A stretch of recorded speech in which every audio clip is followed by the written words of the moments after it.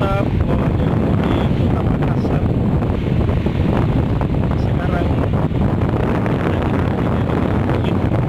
jarak pandang hanya sekitar 30 meter hingga 50 meter.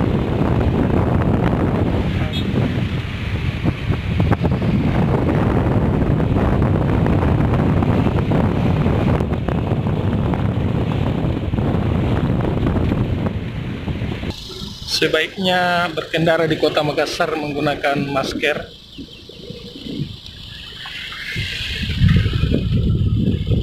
Kita lihat kabut sangat tebal sekali.